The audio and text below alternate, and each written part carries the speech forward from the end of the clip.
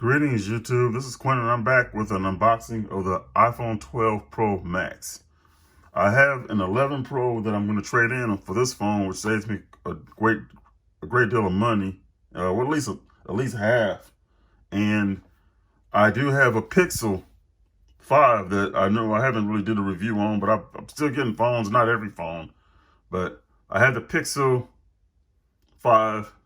I didn't think I'd like it because they don't have a Pixel 5 Max or XL model, but it's actually not a bad little phone, and it runs very well.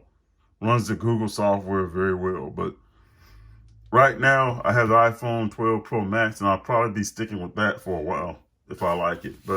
And I'm sure I'm gonna like it. Anyway, just get to it. The packaging is a lot easier to unbox. I don't even really need a knife, which is kind of cool. And I've seen a lot of unboxings. So this is the blue model. I don't recall the name of it. I think it's called Pacific Blue, if I'm not mistaken. But it looks good. It looks a lot better in person. The camera modules look a little pronounced, more pronounced than I thought. But right off the bat, I can tell I like it. It's got a real nice heft to it, and the design is similar to the iPad Pro. So right now, only thing you get in the box now with the Apple devices is just a charging cable, but you don't get a charging brick. So that's just a new thing. Luckily, since I get a lot of phones, I have charging lightning cables from past years. So lightning cables, USB-C, all kind of cables. So I don't really need it, but kind of a bummer for someone if they're just getting these type of phones and you have to get your own charger. But that's how it is. I guess they're trying to save money or save the environment. But anyway, I'm babbling again. So we're going to peel it off. And this is actually a nice little different cover for the iPhone 12 Pro. So right off the bat, I really like the way it feels. It's really real nice. I knew I would like it just by judging by the videos I saw of it. So it's a little bit bigger than my iPhone 11 Pro.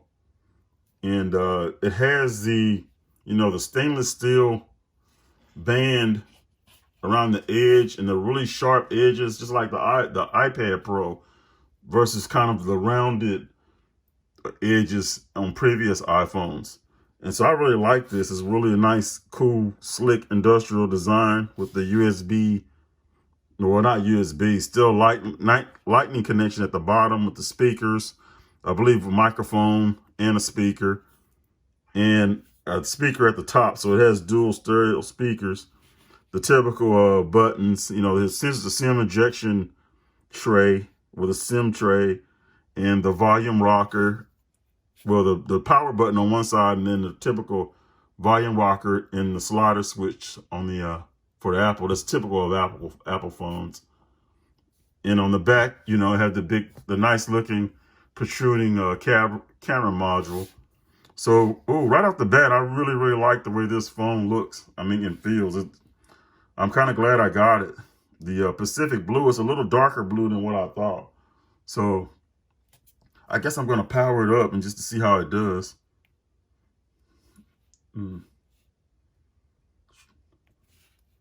But right now, I know I like it.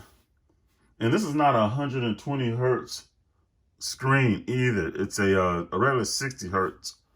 And I'm hoping that it runs a little smoother than my iPhone 11, which it don't run bad, but compared to the Pixel, which is 90 hertz, and my Note 20 Ultra, which is 120, and my OnePlus, it doesn't run as well once you get used to that faster refresh rate.